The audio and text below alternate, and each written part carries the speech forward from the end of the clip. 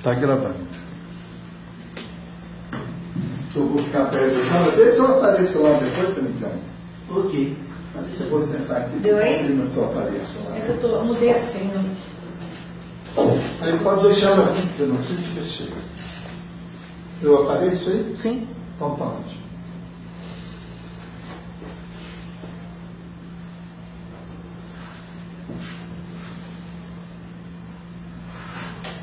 Ali pode ficar até 6 horas. Eu faço muito congresso, né, também. E gravo o congresso inteiro. Isso aqui não é muito bonito. Muito obrigado. Mas quando eu era garoto, eu ficava com bronca das meninas que falavam que eu tinha Por quê? Porque eu é que queria ser bonito.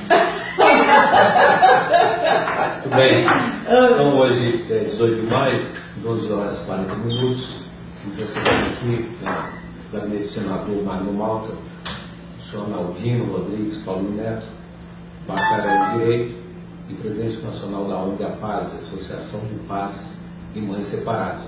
Membro também do Instituto de Elefante, Instituto Brasileiro de Direito de Família. Eu, Paulo Fernando, advogado, assessor parlamentar, e também doutor Damares, advogado, assessor parlamentar. O senhor Naldino compareceu aqui sem pedir audiência, mas estamos aqui para servir. Como nós também tínhamos outro compromisso, vamos falar até 1h15, ok? Que horas são agora? São 20 para 11. Então nós temos 35 minutos. Mas, seu Arnaldino, a gente está com fome. Isso. Mas eu pago almoço. Deixa eu falar uma coisa, ó. Nós estamos nos dias da instalação da CPI, e isso é muito comum nesse período.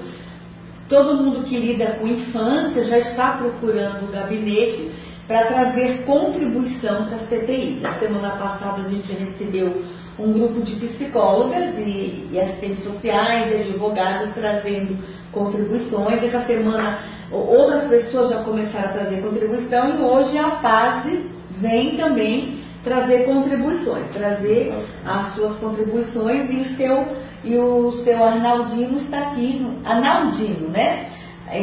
Nos informando que a Paz foi a pioneira em trazer a discussão para o Brasil sobre alienação parental. E a guarda compartilhada. E a guarda compartilhada. Então, ele está trazendo algumas contribuições com relação ao tema. E é um prazer estar recebendo o senhor. E o prazer é todo meu de estar aqui com vocês. Muito obrigado. Eu queria usar a primeira palavra, né, para a gente começar de alguma forma, dizer que eu não conheço até hoje nenhum caso de nenhuma criança, né, que foi abusada e que o pai fez uso da lei da alienação parental para se ver livre desse abuso real que tem havido, né? Nós não conhecemos nenhum caso. Eu duvido que qualquer pessoa tenha essa informação precisa de um caso, né, de pai que usou a lei da alienação parental para fugir, né, de uma possível prisão, por exemplo. Eu gostaria até que essa CPI, ao analisar a lei da alienação parental, procurasse detectar a existência de algum caso de pai que realmente tenha abusado da criança e que usou para a sua defesa a lei da alienação parental. Nós não conhecemos. E eu não acredito que ninguém tenha esse documento. Nunca houve. A lei nunca foi mal usada. Ela sempre foi usada devidamente. E tenho mais a falar ainda. Aqui no Brasil, o judiciário ele tem uma demora muito grande em começar a colocar em prática as leis, né? A lei da alienação parental, até hoje, ela foi sancionada em 2010. Ela vai completar 7 anos, agora em agosto, né? E a maioria absoluta dos juízes não reconhecem a existência da alienação parental. Há um grande problema do judiciário, porque eles não estudam a lei da alienação parental. Eles não leem os livros que falam sobre alienação parental. E da mesma forma acontece com os advogados, acontece com os psicólogos forenses, com os psicólogos, né, digamos, profissionais autônomos, né, e assistentes sociais também. Não existe uma preocupação do conhecimento, da leitura sobre a alienação parental. Nós, por exemplo, tínhamos uma editora na ONG, e o primeiro livro sobre alienação publicado no Brasil foi publicado pela ONG. Foi a ONG que trouxe para o Brasil. A ONG do senhor, a Paz? A Paz, exatamente. Foi a ONG que trouxe para o Brasil, traduzindo textos em inglês, traduzindo textos em francês.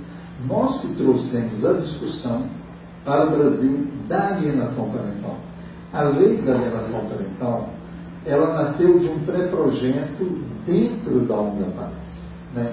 E nós fizemos logo durante 3 anos, que foi o tempo de tramitação, para que essa lei fosse aprovada.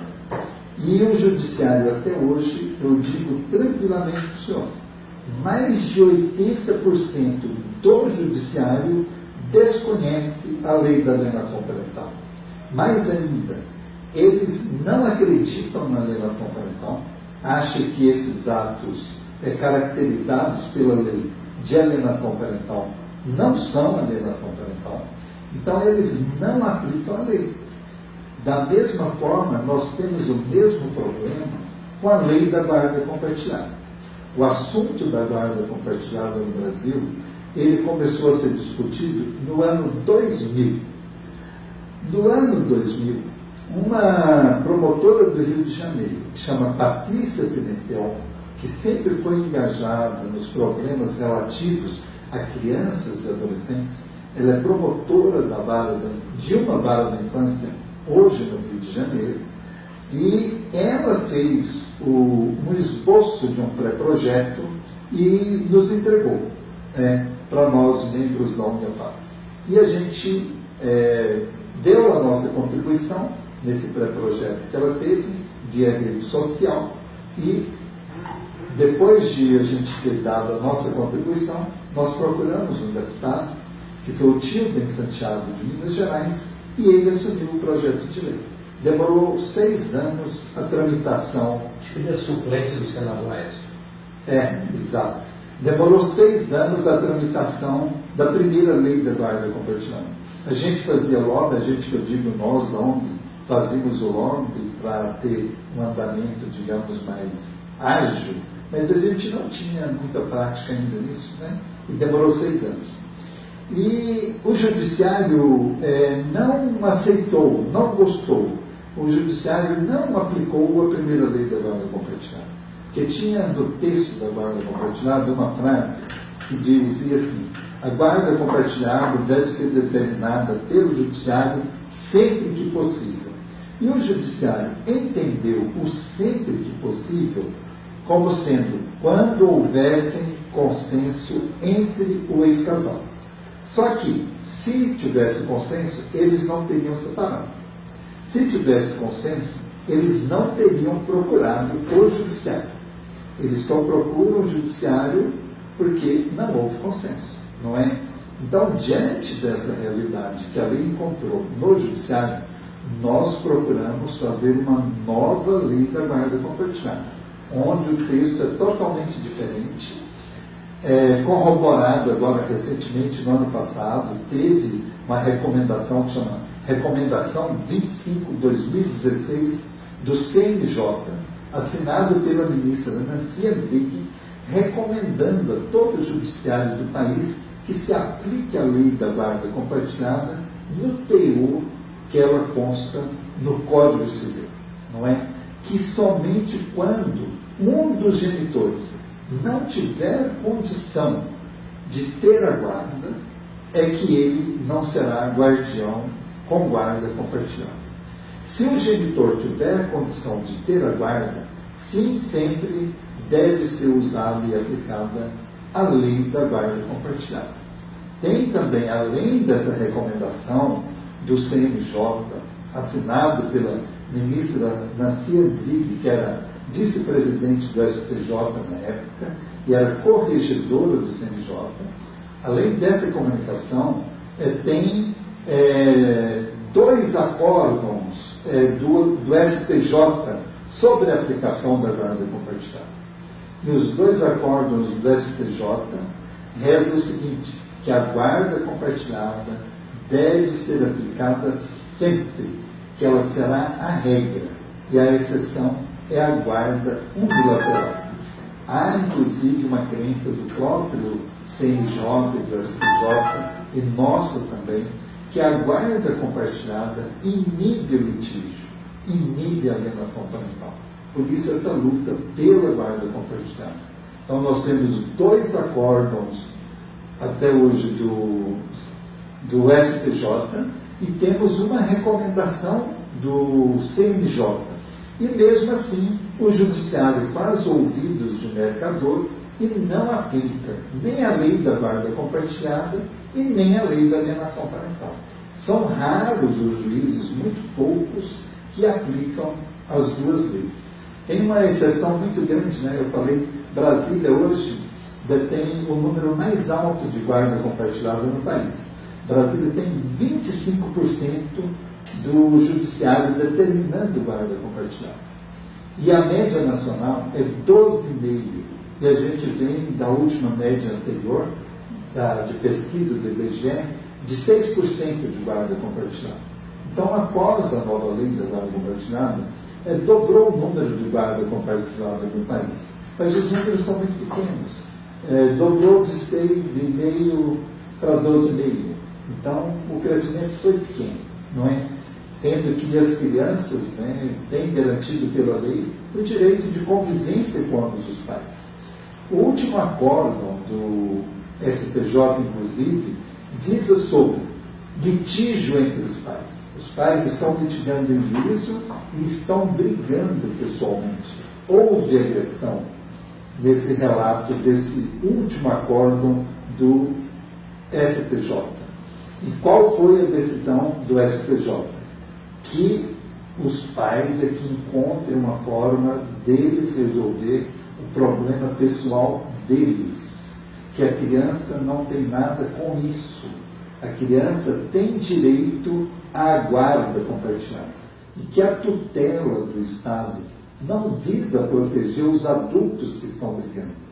Que isso é problema para eles resolver em outro âmbito. E a tutela do Estado é para a criança que tem o direito de conviver em tempo equilibrado com ambos os pais. Ok? Eu fiz a minha fala, desculpa, porque eu falei bastante. Eu queria fazer uns questionamentos para o senhor, né? A sua ONG atua também, no caso da alienação parental, do homem contra a mulher? Sim, atua. Né? Nós temos, né, para o senhor ter uma ideia, eu sei os números todos de cor. Tem estatística, né?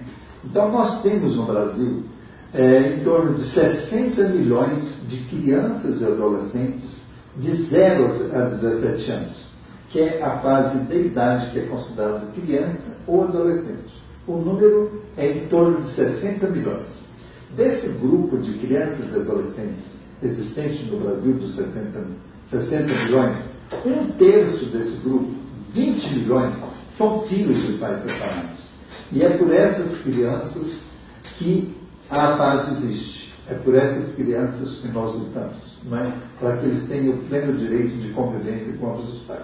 Esse número é muito alto, 20 milhões de pessoas, não é? O número de ações que os senhores atuaram em que a alienação parental foi cometida pelo homem contra a mulher. Não, eu não tenho um número que atuava, eu tenho um número de Brasil, né? Então nós temos. Então, só tem algum caso na sua ONG? Não, nós temos muitos casos na ONG, mas eu quero dar um número de Brasil, não da ONG. O que importa é Brasil, não é? Então, no Brasil, nós temos 20 milhões de filhos de pais separados. Desses 20 milhões de pais separados que temos no Brasil hoje, né, que tem alguma luta, algum litígio no judiciário, 16 milhões passaram ou passam pela alienação parental, que é o litígio dos pais com um ou outro, dificultando o convívio da criança com um dos genitores, ou falando mal para a criança de um dos genitores. E isso traz um grande problema psicológico e de fidelidade da criança com os genitores, que a criança quer estar bem com os dois. Então, os adultos, que fazem o litígio, eles ficam querendo que a criança que decida com quem ele vai ficar, E não é a criança que tem que decidir, não é? A criança tem direito de ficar com os dois. Então, 16 milhões de crianças passam pela alienação parental, passam por esse litígio e elas sofrem muito com isso. E essa lei veio exatamente para diminuir o número de crianças que sofrem esse abuso moral de afastamento de um dos genitores. Então, essa é a nossa luta, para que nossas crianças não passem pelo abuso moral de ser afastado de um dos pais, ou do pai ou da mãe. Então, desses 20 milhões de pais separados, tem 1 milhão de mães que não têm convivência com os filhos.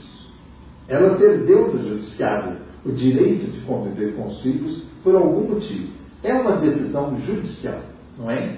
E nós temos 19 milhões de pais que também têm essa convivência dificultada, da mesma forma que os homens têm dificuldade de 19 milhões, o número de mulheres é bem menor. É 1 milhão de mulheres que têm dificuldade.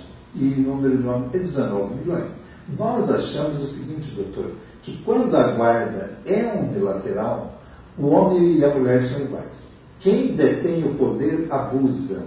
Como nós estamos vendo aqui no Brasil, hoje, por exemplo, né, na política, quem detém o poder abusa. Aqui para nós, a nossa civilização, a nossa cultura é de abusar do poder. Quem tem poder, abusa dele. Então, a mãe que tem o poder, abusa do poder da guarda unilateral. O pai que tem o poder da guarda unilateral, ele também abusa do poder da guarda unilateral. Daí a luta pela guarda compartilhada. Que a guarda compartilhada traz equilíbrio, mesmo que o casal esteja brigando, não interessa. O que interessa é que a criança conviva com os dois genitores.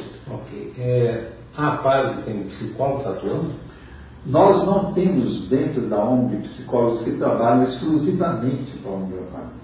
Lá nós temos são pessoas que trabalham voluntariamente. E a gente não trabalha voluntariamente tratando e cuidando de um caso específico. O que nós fazemos na ONG é orientar as pessoas.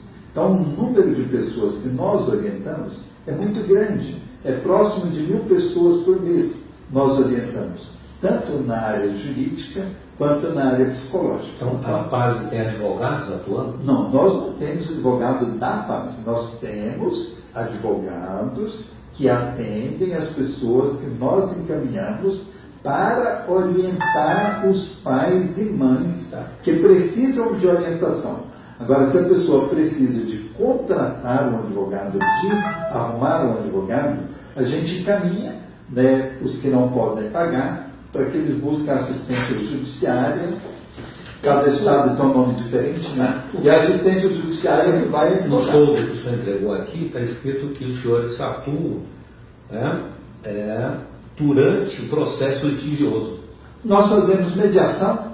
Mas durante o processo? A mediação, ela pode haver legalmente, né, o novo Código de Processo Civil, que entrou em vigor em 18 ou 19 de março do ano passado, ele regulamenta a mediação. Processo litigioso. Não, senhor. Antes, durante e depois, é livre a mediação, entendeu? Principalmente a mediação extrajudicial. Não é? A mediação judicial é a qualquer momento do processo. No panfleto aqui o senhor diz, só procure o judiciário em último caso. Exatamente. 19 anos de experiência, atendemos em qualquer cidade do Brasil. Então o senhor está dizendo que atua em todo o Brasil. Atuamos, sim, em todo o consultor, Brasil. isso é remunerado? Não é remunerado. Quem pode contribuir, ajudar, contribui. Quem não pode, não contribui. O senhor acha que os psicólogos estão preparados para atuar nas ações judiciais nessas questões? Olha, a maioria dos psicólogos do judiciário não tem essa formação. Assim como a maioria dos juízes também não tem. A maioria dos promotores também não tem essa formação. Então, eles não estudaram esse assunto. Quando eles fizeram o concurso, não tinha essa matéria. Então, eles não se prepararam, digamos, adequadamente. A gente tem casos isolados de algum juiz que é professor universitário, que se interessou pelo problema, etc., e que ele tem um grande conhecimento. E psicólogo é a mesma coisa. Então, social defende, então, a contratação de psicólogos como peritos particulares para atuar nessas ações? Sim, não, é um direito de produção de defesa de ambas as partes, tanto da mãe quanto do pai. Num processo de litígio, de alienação ou de guarda compartilhada, a própria defesa, né, como chama, o devido processo legal, abre espaço para que as pessoas produzam provas a seu favor. Então, tanto o pai quanto a mãe pode contratar psicólogos particulares. Inclusive, sobre um problema que é grave e que é o central, o cerne dessa CPI que está sendo aberta, que é a acusação de abuso sexual, a maioria das acusações de abuso sexual, elas nascem de não é nem um parecer, é um relatório de um psicólogo particular que conclui que houve um abuso sexual. Entendeu? Doutor Naldino, deixa só, a CPI, nós aqui no gabinete, possivelmente a gente nem trabalha na CPI. A Sim. CPI, ela vai para uma comissão especial, nós aqui, enquanto a CPI não está sendo instalada, a gente só recebe as contribuições, a gente nem vai abrir essas contribuições, nós vamos receber uma pastinha com as outras que chegaram e o senador vai encaminhar para a CPI. Aí a equipe técnica da CPI vai separar, no requerimento do senador, ele tem 6 vertentes que a CPI vai investigar. O trabalho infantil, os maus tratos a crianças de comunidades tradicionais, as crianças indígenas, ele vai investigar o abuso sexual, a violência sexual, a exploração sexual, vai investigar os abrigos, né? A indução ao suicídio, a automutilação, e vai investigar o abandono, a questão do abandono intelectual também, e a gente vai... afetivo, né? Veja só, então são algumas vertentes. Sim. A CPI, ela não resolve todos os problemas. A grande contribuição que uma CPI dá é pegar casos, amostragens, né, investigar, descobrir os problemas e propor leis, encaminhar ao Ministério Público, mas as grandes CPIs hoje no Brasil, elas contribuem o seguinte: propor comissões para continuar o debate. Se essa CPI chegar à conclusão, por exemplo, que lá na ponta a lei da alienação parental está sendo usada de uma forma errada, quando a lei veio para o Brasil, houve toda uma expectativa muito boa em relação à lei, de que problemas lá na base fossem realmente resolvidos.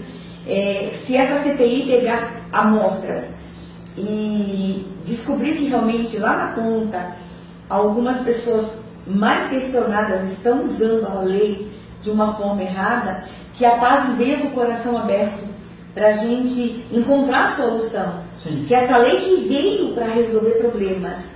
Eu creio que quando vocês trouxeram a proposta pensando na criança. Pensando no bem das crianças. Sim. Eu acho que ninguém criou uma lei pensando em machucar crianças. Não. Né? Então, se vocês vieram com a proposta hoje de trazer contribuição pensando na criança, então vocês vêm também com o coração aberto e admitindo a possibilidade que talvez pessoas estejam lá na ponta usando a lei que nós vocês criaram. Eu gostaria então, que a CPI investigasse isso porque e pessoas, Nós já temos aqui vários documentos, eu do Sul, do Mato Grosso, do São Paulo. Vocês têm denúncias, Isso, mas vocês não ser, têm fatos. Isso vai ser objeto de análise pela comissão. Nós temos fatos. Nós temos assim, houve uma pesquisa no Fórum Central do Rio de Janeiro, há 3 anos atrás, mais ou menos, após um seminário sobre o tema falsas acusações de abuso sexual. Eu não me lembro o nome da presidente da Escola da Magistratura do Rio que patrocinou esse seminário. Após esse seminário, houve uma conversa entre diversas pessoas. Estava presente a Patrícia Pimentel, que é a promotora que eu citei para o senhor, que fez o primeiro texto do pré-projeto da Lei da Guarda Compartilhada. Estava presente a Glícia Brasil, que na época era chefe do departamento técnico do Fórum Central do Rio de Janeiro. Ela é psicóloga lá, 15, 20 anos no Fórum Central. e eu também estava presente, e houve, né, a partir da desembargadora, que era presidente da Escola da Magistratura, a ideia de se fazer uma pesquisa no Fórum Central e levantar um número de processos que terminaram, concluíram no Fórum Central, pela não existência do abuso sexual, que teria sido falso, que teria sido... não que não tivesse provas suficientes, mas é conclusivo de que não houve abuso. Deu 80% o número lá do Fórum Central do Rio de Janeiro, dessa pesquisa. A gente tem o material, vai trazer para vocês, né, dessa pesquisa. Então, logo após 2 anos, o Fórum Central de São Paulo, mais ou menos com a mesma característica, fez a mesma pesquisa. Então, em São Paulo, deu 75% dos processos de acusação de abuso sexual que tramitaram em São Paulo, terminaram com decisão judicial de que a acusação era inverídica, que não houve abuso, entendeu? Então, nós temos também acusações verdadeiras de pessoas condenadas por abuso. Né? Não, nós temos. Até eu digo. Agora, muitas vezes os processos também são arquivados por questões judiciais, jurídicas, perícias, recursos. Né? Não significa que não tenha havido. Não, eu estou falando, vezes, não, senhor. Doutor, vamos deixar claro o que nós estamos falando. Estamos falando de processos criminais que terminaram com decisão judicial reconhecendo que não houve o abuso, não houve dúvida por parte do judiciário. Também há ações em que, na esfera criminal, há a culpa do homem que violentou e na esfera da família, não é? Ou seja, é retirada a guarda da mulher também. E é passado para ele que é o abusador. Também acontece isso. Nunca aconteceu. Nós não temos esse registro.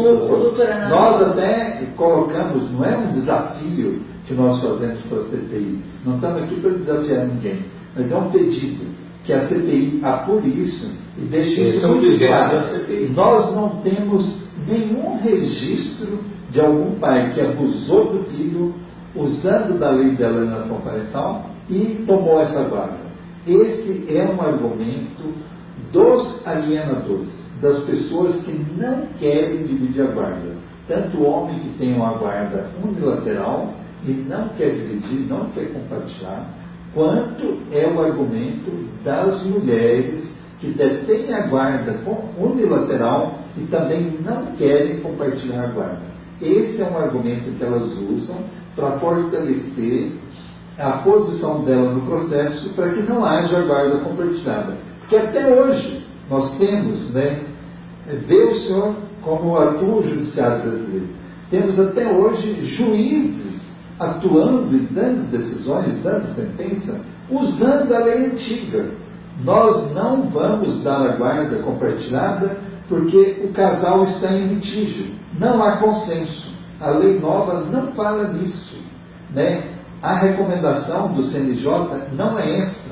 Os acórdãos do STJ não é esse. A guarda compartilhada deve haver sempre, a não ser que um dos dois sejam incapazes de exercer a guarda compartilhada.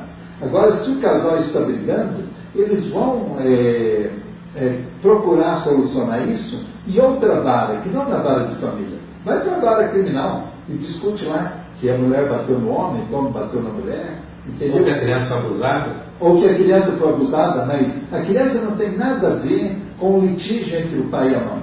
Entendeu? Não, ela tem tudo a ver porque ela é o objeto final, ela é que mais sofre. Não. Ao olhar da justiça precisa, tem que ser sempre o interesse da criança. Não, e o interesse da criança é conviver com os dois pais. A criança não deve quando convive, não desse traz prejuízo a ela. Conviver com abusadores também não é uma coisa boa para ela. Doutor, eu não estou defendendo convivência com abusadores. É importante isso ficar muito claro. Eu estou defendendo a convivência da criança com ambos os pais que têm condições de exercer a guarda compartilhada. É essa a nossa defesa. Então, eu não quero ser mal interpretado aqui, na própria CPI, ou como pessoas que trabalham, né, no gabinete do senador, que é presidente da CPI. Não sabemos ainda se ele vai ser presidente. Veja só, deixa eu falar uma coisa para o senhor.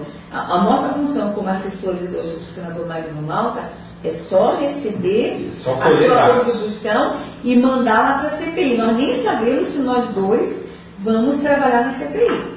Essa sua reunião, inclusive, tinha que ser lá com os técnicos da CPI. Mas não está instalado ainda. Nós só estamos recebendo... Mas eu me coloco à disposição quando se falar.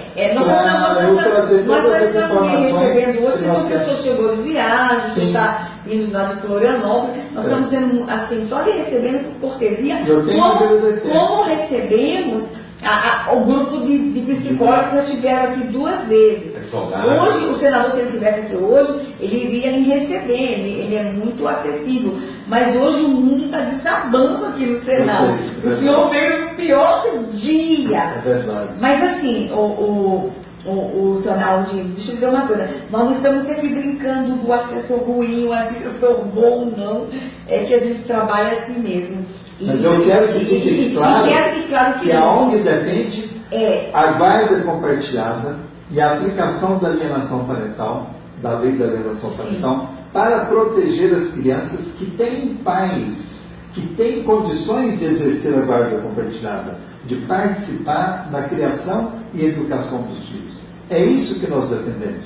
Quem foge à lei, quem está abusando da criança, ou psicologicamente, provocando alienação parental, ou fisicamente, com maus tratos, ou abuso sexual, que essas pessoas sejam punidas. É o que nós defendemos. Nós defendemos que os pais, em plenas condições de exercer a guarda compartilhada, exerçam a guarda compartilhada. Que a lei da alienação parental venha para servir essas crianças que têm pais em condições de cuidar e educar, que esses pais possam estar próximos dessas crianças e não afastados por uma guarda unilateral. Nesses 19 anos de experiência do senhor atuou algum caso em que ficou comprovado o abuso sexual? Doutor, olha, diversas vezes ficou comprovado. A gente sempre, quando chega alguém falando que está passando por uma acusação de abuso, a primeira pessoa que conversa com ele é uma psicóloga experiente nessa área, entendeu? Aí nesses casos vocês não acompanham, não dão assistência. Não, se percebeu que o abuso, vocês não acompanham. Não acompanhamos, não damos assistência, nada. Nós nunca trabalhamos num caso em que houve, né, que vocês identificaram que teve abuso. Onde houve pelo menos uma forte desconfiança que houve abuso, a gente nunca deu nem orientação. Não, procura um advogado. O advogado é que e quem julga é juiz. Quando a gente anunciou que o senador ia investigar, por exemplo, a automutilação, as redes sociais ficaram apavoradas. O senador agora vai nos pegar. Inclusive, teve um jornalista que publicou uma matéria que o senador criou a CPI para calar a internet. Então, é muito comum, aí veio agora o pessoal da alienação parental. O senador está criticando a lei. Não. É que quando o senador falou que ia investigar o abuso, veio gente aqui e disse, senador, já que o senhor vai investigar o abuso, fique sabendo que tem gente usando a lei para abusar. Então, é comum agora que a gente vai investigar, por exemplo, os maus tratos de criança, vai vir gente falar, tá vendo, ele vai se meter na cultura. Sim. Então, vai ser muito comum isso. As redes sociais estão achando que a gente quer pegar a rede social. A questão da antropologia está achando que a gente quer se meter na cultura, como o senhor está achando que a gente está contra a lei da alienação parental. Não é. Então, assim, acompanhe a CPI, no sentido de querer ajudar a CPI. Com certeza. Mas eu vou fazer esse apelo com o coração aberto. Com o coração Se aberto. lá no meio da CPI a gente identificar que realmente lá na ponta alguém está usando a lei para machucar criança, que a gente proponha na CPI uma criação de uma comissão de como melhorar a lei, de como criar mecanismos para que essa lei... eu acho que... Para que essa lei não seja usada para isso. E deve ser feito, inclusive, o encaminhamento desse caso que está se usando e que a pessoa foi abusador para a vara criminal, para que a vara criminal cuide Sim. desse assunto que é crime, Sim. e que compete ao vara criminal. E de que forma a gente possa ajudar os magistrados Exatamente. e a equipe técnica no fórum a detectar de que forma isso possa ser lá na ponta identificado. Que mecanismo, eu não sei. Se a CPI chegar nas discussões, e vocês, o senhor sabe que as reuniões de CPI, elas são públicas, abertas, né? De que forma a gente vai... E o senador, como eles são 6 linhas de atuação, ele vai caminhar um pouco numa linha e vai encerrar. E vai dar um encaminhamento. Aí ele vai partir para outra linha. Nós não vamos ficar a CPI inteira nesse caso. Sim, claro. Ele vai trabalhar, vai caminhar, vai chegar a uma conclusão, a equipe técnica está trazendo para a CPI, né, doutor Paulo? Uma forte equipe técnica, e ele vai caminhar um pouco nessa linha, mas olha, já cheguei até onde eu podia, e quais os encaminhamentos? Cria uma comissão para isso, muda a lei nesse artigo, melhora a lei nesse artigo, encaminha para o CNJ. Então, ele vai caminhar, talvez ele vai dar só um pontapé inicial nesse debate. Talvez essa CPI seja para dar um pontapé inicial nesse debate. Mas assim, e vocês vão acompanhar todos os debates, todas as reuniões. Então, assim, nós não somos o carrasco. Certo. E a gente jamais imaginava que a gente fosse, né, Paulo, chegar na lei da alienação. Sim. O objetivo do senador era o abuso. Sim. Mas quando ele anunciou que ia investigar o abuso, veio a alienação junto. Tá bom. Agora eu queria abrir os olhos de vocês, que a hora que vocês forem investigar o abuso, vocês vejam também a Lei Maria da Penha. Que nós temos hoje milhões o número, hein? Milhões de pais brasileiros que são afastados dos seus filhos e muitas vezes são... Sendo usado a Lei Maria da Penha? Inclusive sendo presos, né, devido à Lei Maria da Penha. Porque basta uma mulher chegar e denunciar um homem para ele já enfrentar um processo criminal. E de cara acontece o afastamento. Se a mulher chegou, denunciou o ex-marido, o pai da criança, de que o pai agrediu ela pessoalmente, aí ela já confunde. Agrediu a mim, ele não pode ter acesso à criança. Então tem milhões de pais que são acusados de ter agredido verbalmente e não fisicamente. E já são imediatamente afastados. E já é imediatamente afastado da criança. É marcado assim, o pai não pode chegar a 500 metros da residência de fulano de tal. Então ele não pode ir lá pegar a criança. Por quê? Porque ele não pode se aproximar. Aí o pai pega e arruma uma irmã, a mãe dele, que é a avó paterna, para poder buscar a criança. Aí a mulher não entrega. Não pode, porque tem uma medida protetiva. Então, existem milhões de crianças que estão sendo afastadas do convívio do pai ou da mãe que não detém a guarda. Nós temos em torno de 1 milhão de mulheres que não detêm a guarda dos filhos e que os pais que têm a guarda afastam as mães. Da mesma forma que nós temos 19 milhões de mães que detêm a guarda, a maior parte desse número de mães afastam os homens. Então, aqui na Câmara e no Senado, nós temos a ala gay, a ala ruralista, a ala governista, a ala, sei lá, de oposição, a ala pecuarista, e temos todo tipo de ala. A ala feminista, não é? Tem todo a ala indígena. A ala indígena. A ala cigana agora. A ala cigana agora. Mas não tem uma ala masculina. Ninguém defende o direito dos pais. E nem das crianças. Não tem a ala que defende o direito das crianças. Não tem. Tem a ala que defende o direito das mães. Existe uma confusão muito grande achar que, estando defendendo a mãe, está defendendo a criança. Isso não é real em nenhum lugar do mundo. A mãe não é sagrada, entendeu? A mãe é uma pessoa comum que comete os mesmos erros de todas as pessoas, entendeu? Então, esse entendimento de que uma denúncia da mãe é sagrada, ela denunciou, é fato real, isso digamos, uma infantilidade de quem tem essa interpretação. A mãe não é sagrada. Tem livros, né, não só no Brasil, mas no exterior, que fala, né, sobre, digamos, eu não lembro o nome exato do livro, tipo, a falibilidade do amor materno. Quer dizer, o amor materno não é infalível, entendeu? O amor materno tem falhas. Da mesma forma que o amor paterno também tem, entendeu? Mas não é porque teve uma falha que ele não pode conviver com o filho, que ele não pode compartilhar. Não é porque a mulher falhou que ela não pode compartilhar, né? O primeiro registro que a gente tem de alienação parental no universo é a peça Medeia, que é um drama de Eurípides, que foi feito 400 anos de Cristo, esse registro. 400 anos antes de nascer Jesus Cristo. É o primeiro registro. O primeiro registro brasileiro data mais ou menos de 40 anos.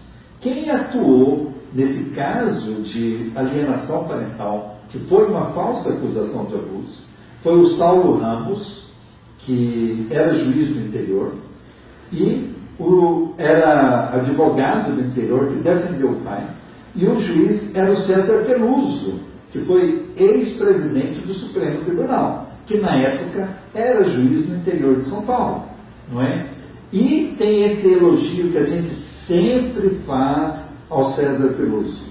40 anos atrás, mais ou menos, quando César Peluso era juiz e pegou esse caso de acusação de abuso sexual, ele já fez um procedimento que é descrito numa normatização do CNJ, que começou chamando depoimento sem dano, que nós lutamos para mudar esse nome de depoimento sem dano para um outro tipo de nome, que nós consideramos que uma criança, ao depor no judiciário, ela nunca vai fazer esse depoimento sem sofrer nenhum dano. Ela vai sofrer dano. Mas a criança não mente, né? A criança mente. Isso não é eu que digo, é todos os estudiosos. Criança mente. Criança mente. Os abusos sexuais só acha que ela mente. Nos detalhes, nas riquezas. Em tudo. Criança mente. Criança pequena, de 3, 4 anos, é capaz de inventar questões. Não é a criança que inventa. É o adulto que reproduz na criança.